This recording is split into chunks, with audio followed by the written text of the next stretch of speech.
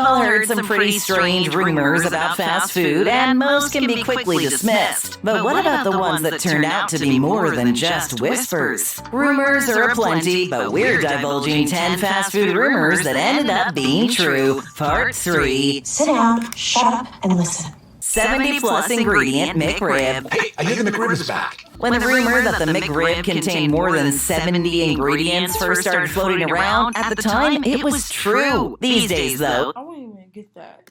the recipe has changed, but we'll get to that shortly. Having 70-plus ingredients doesn't mean that there are more than 70 toppings. No, that shocking number refers to the culmination of every ingredient in every part of the McRib. This number takes into account everything that goes into the making of the home-style bun and the tangy McRib sauce to each thing that's carefully placed between the bun's two halves, like those pickles and slivered onions. But you might be wondering, how on earth did this sandwich end up with so many things in its ingredient list? Well, to understand this, let's take a look at the production process. The foundation for this sandwich is the bun, which once upon a time had 34 ingredients to deliver the perfect look, taste, and texture. Sugar is the bun and the bun is the bun. It's perfect. One of those ingredients, azodicarbonamide, was even found to be used in the making of yoga mats. This ingredient has been used in industrial brick That is nasty. making to bleach flour, but don't worry, it's no longer used by McDonald's or most fast food chains. Probably because they got lawsuits. Now for the meat of the sandwich, that appealing boneless rib covered in sauce. Oh, and if you heard that rumor that the McRib is made with kangaroo meat, rest easy, it's nowhere on this list. McD's McRib is made up of a smorgasbord of meat parts, and unfortunately isn't actually ribs. Do y'all know what ribs really are? Ribby? Which sure is delicious. These different parts and pieces up the ingredient count, and that's before the seasonings and flavors are added. Then we get to the sauce and its ingredients, and you start to see how a total of 70 ingredients are added into the McRib recipe. But Reader's Digest says that today there's no longer a list of 70 ingredients, though there are still 40 of them. Well, that makes me feel so much better. Sandy chili. I'm never eating chili again. Ooh, chili! A nice, warm, and hearty chili can be the perfect thing to satisfy your hunger and leave I have saw the chili at Wendy's. I tried it. It was nasty.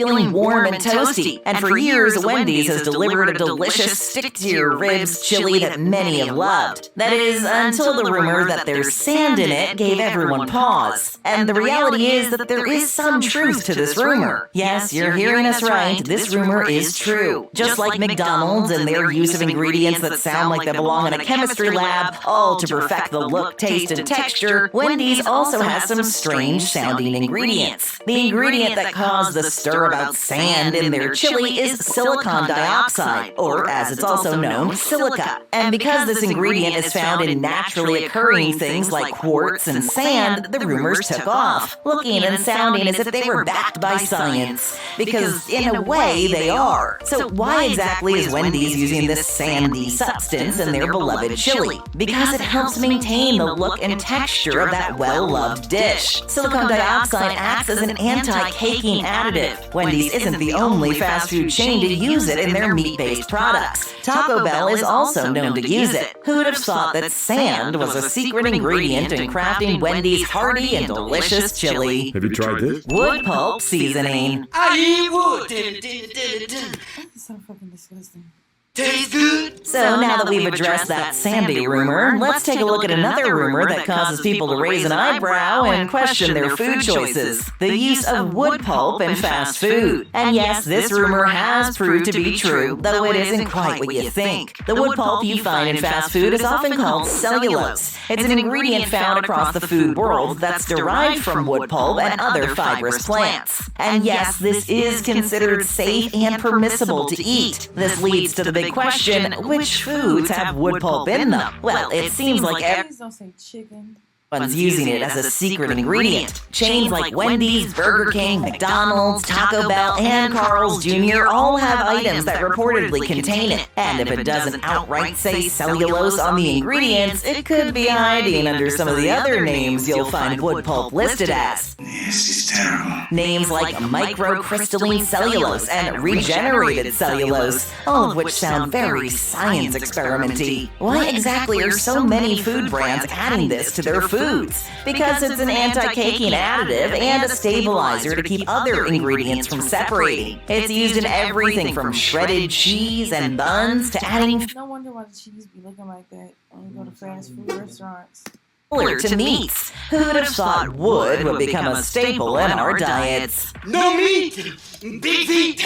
I eat wood. Boom, boom, boom. First time here? Well, become an official Babble Topper by taking a quick second to hit that subscribe button. Now, more true fast food rumors. Soda tastes different. How do you even drink that? Odds are, if you're a fan of soda, you've heard that it tastes different, and to most people, better when you get it from a fountain at a fast food joint. Well, it turns out Sprite. this rumor is true and not just an old wives' tale, because the taste changes depend on how and when Coke is prepared. Coke is made by mixing a very concentrated syrup with carbonation. At restaurants, the combination of Coke syrup with soda water happens right when you pour the drink, delivering what many feel is a sweeter and bubblier version of Coke. A new Coke. This combining of ingredients happens at a different time for Coke sold in cans or bottles. Because you buy the drink pre-mixed, the infusion of syrup with soda water comes together during manufacturing, so the mixture has been sitting together longer than at the soda fountain, altering the taste. This is the case for more than just Coke. Anytime you grab So that's why soda tastes different when you can. soda from the fountain, it follows a different infusion timeline compared to its canned and bottled counterparts. So if you're one of those people who absolutely swear that the Coke you get from the restaurant tastes different, it turns out you were onto something. Soda? No thanks. McChicken with glass. Hey, there's glass in my food! Here we have yet another story to make you want to inspect your food before eating it, because yes, this rumor has turned out to be true. A woman did find glass in her McChicken sandwich. This incident happened in August 2010 at a McDonald's restaurant in Oak Lawn, Illinois. And unfortunately, the woman only found the glass after it injured her. How did the glass end up in her sandwich? Well, it's believed that a shattered coffee pot is to blame. The coffee pot overheated, causing the glass to shatter and end up in her sandwich. The woman did file a lawsuit against the restaurant asking for $600,000 worth of compensation. And it's not the first time McDonald's has been sued I wish I got something from McDonald's to where I could sue them for $600,000.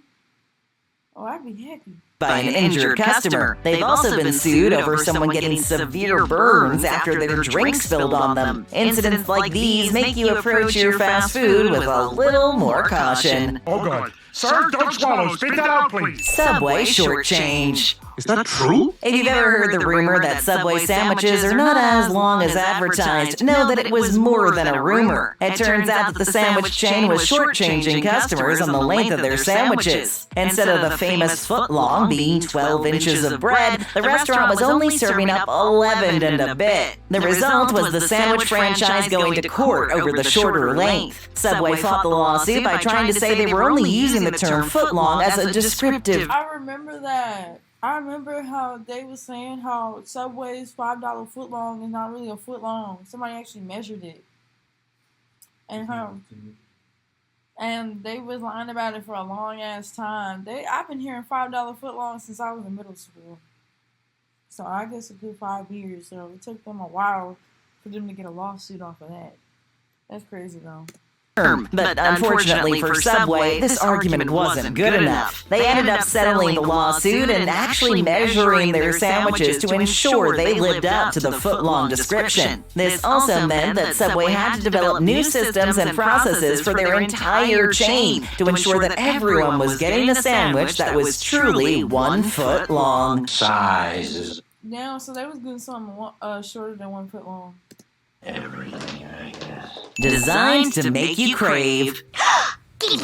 Have you ever heard that looking at a menu board makes you more hungry? Well, it turns out this isn't just some tall tale or long-held rumor, because there's truth to the whole thing. Marketers use descriptive words and terms that get your mouth watering and your stomach rumbling. Cornell researchers have shared that a customer is 27% more likely to get an item that's been described using these sorts of mouth-watering terms. So those menu descriptors were carefully crafted to convince you to order them. A descriptive menu is just one trick of the trade to get you to crave addictive dishes. This marketing trick goes far beyond the menu descriptions. It's also in the photos, decor, and color schemes of these restaurants, too. Those delicious burger photos on the menu are carefully altered, and the colors and the decor and logo stimulate your appetite. They said that a lot of fast food restaurants, they use the color red because looking at the color red makes you hungry. So that's why a lot of fast food restaurants have red, like McDonald's, Wendy's, Burger King, Carl's Jr. There's a lot going on to get you munching on fast food, even if it's hard to believe. They make burgers. We eat burgers. KFC Christmas. This Christmas carnival has everything. Games, food. You know that rumor that KFC is the go-to Christmas meal in Japan? Well, it turns out this rumor is true. The fried chicken chain has been offering a specialty Christmas meal in Japan since 1970. That's not fair. So what about the USA? And it has seen so much success that you're encouraged to place an order 2 months in advance because it sells out so fast. KFC sales are higher on Christmas Eve than at any other time. The specialty holiday meal contains chicken, but with far more options. I always wonder how they're still in business. You'd normally get it at KFC. They offer the choice of 3 different and unique, at least for KFC, styles: roasted, smoked, or barbecue chicken. Along with your chicken in your chosen style of preference, you'll also receive a salad and chocolate cake. How can they do that in the USA? This tradition come to be? Well, it's all credited to KFC's marketing campaign from the 70s that promoted Kentucky for Christmas. According to the lore, the idea was sparked when foreigners in Japan wanting to celebrate Christmas with a traditional turkey could not find one. They ended up having to settle for an alternative, fried chicken. The company ran with it, creating a huge Christmas phenomenon for the Japanese market, even though Christmas isn't even a national holiday there. Merry Christmas! 30 minutes or it's free. You're late. I'm not paying for those. How often have you heard the rumor that if your pizza doesn't arrive within 30 minutes of ordering it, you get it for free? It's probably hard to tally that number up. The phrase is uttered so often whenever pizza or any other food is being ordered that it feels like an urban legend or myth. It turns out there's a reason for this very commonplace rumor. Pizza places used to have this promo once upon a time, or more specifically, Domino's Pizza used to offer it. The promotion started as a half hour or a $50 off, but quickly evolved as the franchise gained popularity. And in 1979, they debuted their promotion, 30 minutes or it's free. This did wonders for the growth of the company. People loved the idea and were eager to bend that guarantee in their favor. They do things like turn off their porch lights to make the address harder to find. 34 minutes. 4 minutes late. Pizza's free. The popularity of the guarantee sent the company to the top of the pizza game. But the guarantee became dangerous and ended with a $78 million lawsuit and the cancellation of the guarantee in 1993. People were so invested in the idea of this pizza and the possibility of getting it for free that drivers became reckless on the roads to avoid losing the sale. According to sources, their driving led to the deaths of more than 20 people. It was an unexpected and devastating consequence of what started as a fun and intriguing marketing plan. And even with the disastrous effects, Domino's continued their guarantee in other countries. Even though it's been years since the company has had this guarantee policy in place, many people still hold the idea in their heads that delivery should be 30 minutes or free. Oh, Pizza Man's here. Do I look okay? Human flesh sandwich. Well, now that's confirmed. Alright, we need to take a second to unpack this rumor, because there's no way it could be true or that it should be included on this list. And yet, it is true and it definitely belongs here. But admittedly, things may be just a little bit sensationalized because the human flesh sandwich from Arby's was a total and complete accident and oversight by Arby's staff. It all happened at an Arby's in Michigan, where one of the workers was industriously slicing and preparing sandwich fixings for the day's orders. Only things went awry when she accidentally sliced her own hand. She left her workstation to deal with her injury, as anyone in the same position would. The only thing, she didn't let anyone in the kitchen know. So her coworkers picked up where she left off, having no idea that a chunk of human flesh was now mixed in with the sandwich toppings. By now, you can probably guess where this is going. That slice of her hand ended up in someone's sandwich. Unfortunately for the customer, they only discovered the slice of flesh after biting into the sandwich. The worst part about this whole thing, it's not the only time this has happened in an Arby's restaurant. This whole story definitely makes you want to double check your food from now on. Finger food? No, thank you, I'm fine. Take a bite out of more great. Hold on. Hold on.